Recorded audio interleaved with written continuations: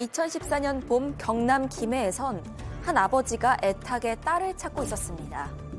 고등학생이 된 지 한 달도 안 된 어린 딸이 가출을 했고 연락조차 닿지 않는 상황이라는데요. 경찰에 실종 신고를 했지만 별다른 성과는 없고 혹시 나쁜 일을 당하진 않을까 걱정에 잠을 이루지 못합니다. 그러던 중 걸려온 경찰의 전화. 딸을 찾았다는 소식일까 허겁지겁 받아들었지만 아버지의 기대를 저버리고 아이는 싸늘한 주검으로 돌아왔습니다. 집을 나간 지 26일 만에 숨진 여고생. 무슨 일을 겪었던 건지 오늘 사건연구소는 가출범의 비극을 들여다봅니다. 자, 아유 이 사건 이른바 김해 여고생 살인 사건 이렇게 기억하시는 분들이 많이 있으실 텐데요. 고등학교 1학년 여학생이 집을 나갔다가 한 달도 안 돼서 주검으로 발견됐습니다. 아, 정말 이 사건 내용이 되게 잔혹한데 저희가 최대한 좀 수위를 낮춰서 좀 정리를 해봤습니다. 자, 일단 무슨 일이 있었던 겁니까? 일단 이 피해 여학생 같은 경우에는 고등학생이 된 지 한 달도 안 된 상황이었습니다. 2014년에 고등학생이 되었는데 2014년 3월 15일에 집을 나갔습니다. 이 피해 학생 같은 경우에는 다른 지역에 살고 있었는데요. 이 김해로 전학을 오게 된 상황입니다. 이 때문에 경상도 사투리를 쓰지 않는다. 이런 이유로 학교에서 다소 따돌림을 당했던 것 같습니다. 이 때문에 학교 생활에서 어려움을 겪고 있었는데 그러던 차에 이 피해자는 한 또래 여학생과 친해지게 됐습니다. 그리고 그 여학생을 통해서 다른 친구들도 만나게 됐고요. 그러다가 한 성인 남성까지 소개받게 됐는데 이 남성과 아주 급속도로 가까워졌습니다. 어떻게 보면 이 사건의 출발은 전학을 왔는데 경상도 사투리를 쓰지 않았다. 예. 아무튼 그 성인 남성을 소개받았다는 게 좀 예. 그 성인 남성이 사실은 발단이었던 겁니다. 심리적으로 굉장히 위축돼 있고 낯선 지역에서 왕따를 당했던 거 아니겠습니까? 거기에 접근을 했던 거죠. 그리고 굉장히 달콤한 말로 온갖 좋은 것들을 다 해줄 것처럼 얘기를 했던 거예요. 드라이브 시켜줄 거고 나랑 같이 잠깐 지내는 동안 편하게 좀 지내라 이런 식으로 했는데 사실은 그 성인 남성은 가출팸의 일원이었습니다. 그 가출팸에서 이 여학생을 꼬드겨서 가출을 시키려고 유혹을 했던 거예요. 심지어 모텔 컴퓨터로 돌아가면서 그냥 채팅을 계속해서 해줘서 다른 어떤 신경을 쓸 수가 없게끔 만들었고요. 진짜 남자친구처럼 속게 만들어야 된다. 이런 얘기들을 자기들끼리 하면서 피해자를 가출하도록 만들었고 근데 막상 가출하고 난 뒤에 이 성인 남성은 그 무리에서는 또 떠나버렸습니다. 예. 보통 이제 가출을 하면 가출한 아이들끼리 그 또래끼리 이렇게 뭉쳐서 지내는 경우가 있는데 거기 또 성인이 있었군요.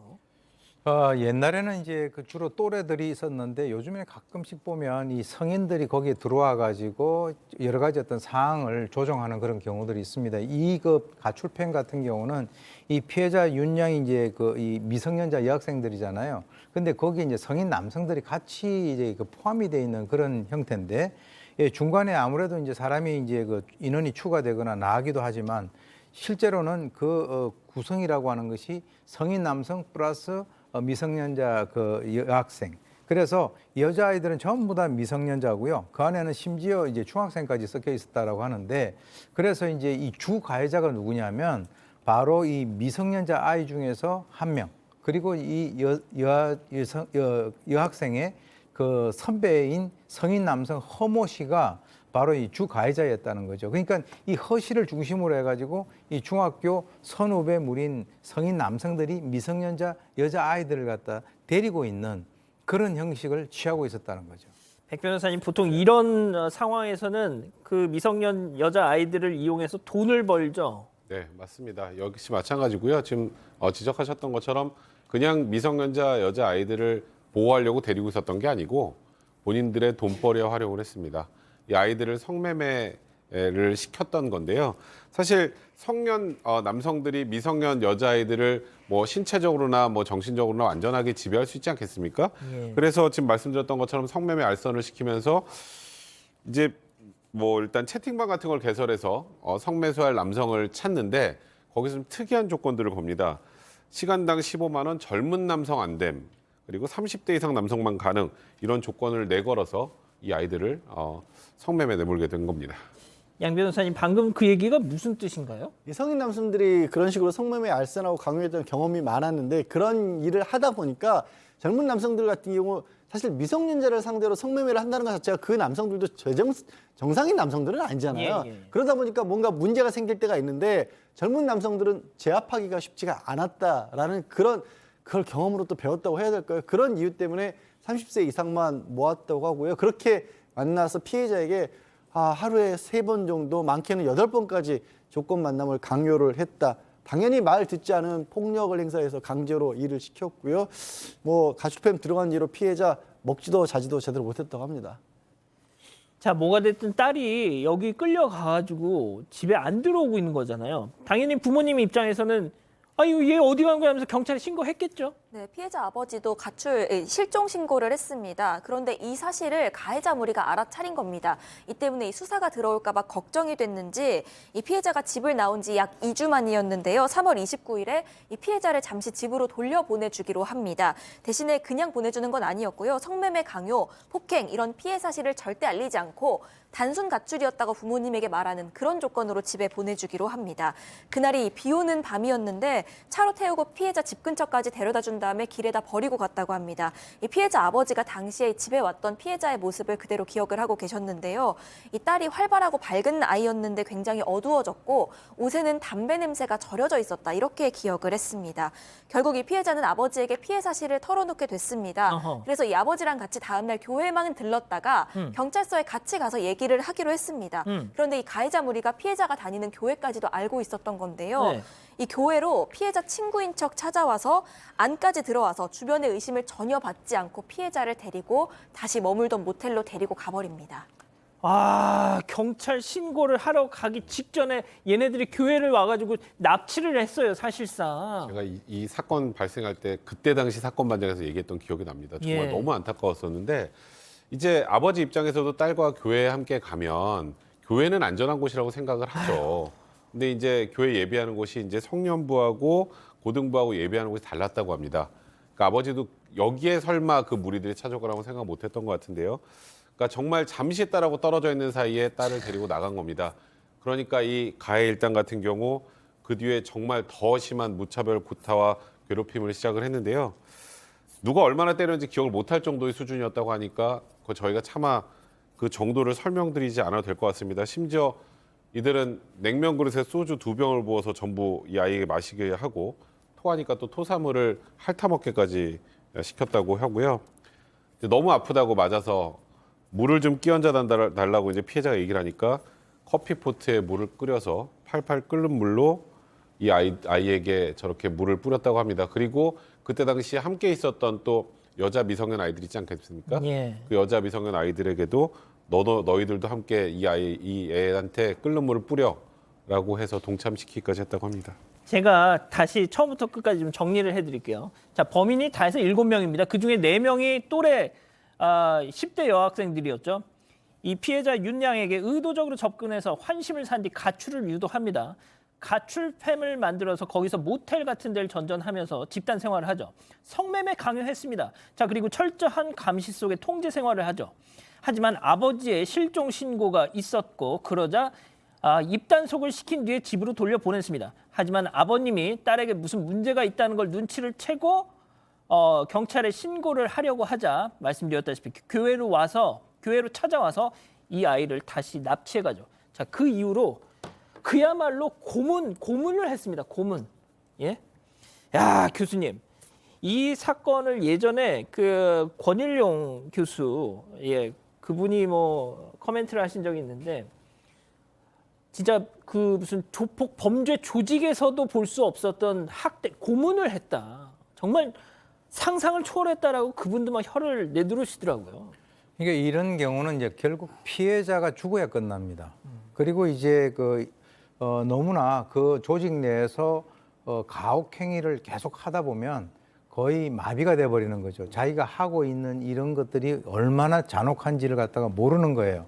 그래서 이 10대 여학생들 중에서도 나도 저렇게 피해를 입을 수 있다라고 해서 거기에 이제 그 가학 행위에 이제 가담을 하는 건데요. 그걸 갖다 우리가 이제 청소년 범죄에서 조직의 충성이라고 이렇게 얘기를 합니다. 그런데 심지어는 이 가해 여학생 중에서 한 명이 그 상태가 너무 나쁘니까 이거 좀 경찰에 신고를 해야 되지 않느냐라고 해가지고 경찰에 찾아까지 갔다는 거죠.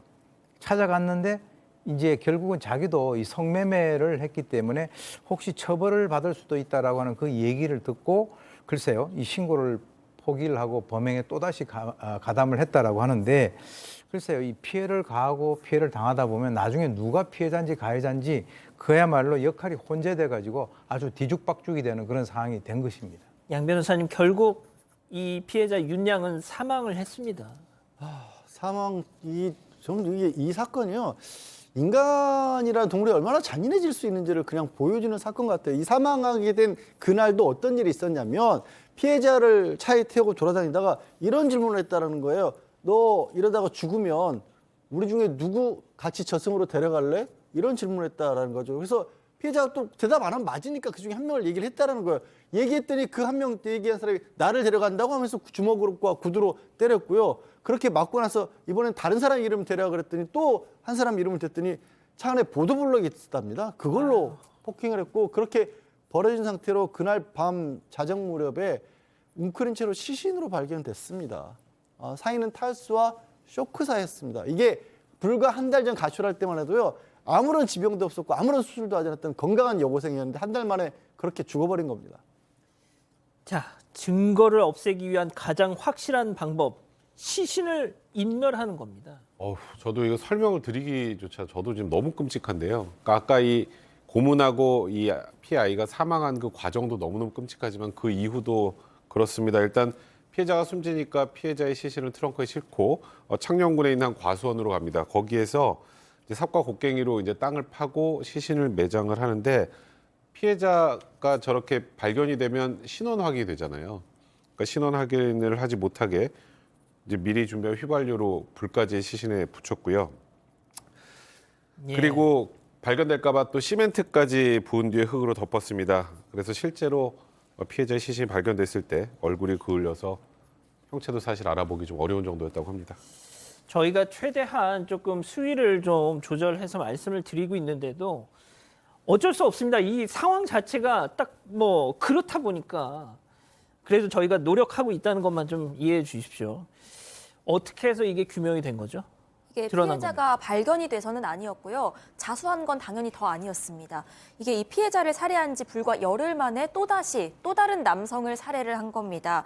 이게 조건 만남을 하러 나온 남성이었는데요. 뭐 금품을 요구하려고 납치해서 폭행을 하다가 숨졌습니다. 그런데 이 경우에는 시신을 그대로 차에 유기하고 도주를 했습니다.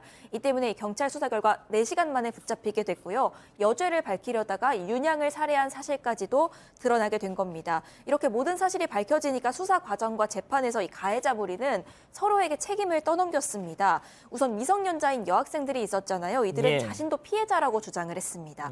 강요에 의해서 어쩔 수 없이 폭행을 당한 거고 우리도 성매매 강요를 당했다 이렇게 얘기를 합니다. 그러면서 지시에 안 따르면 성인 남성들이 우리도 때렸다. 또 부모를 해치겠다고 협박까지 했다 이렇게 주장을 했고요.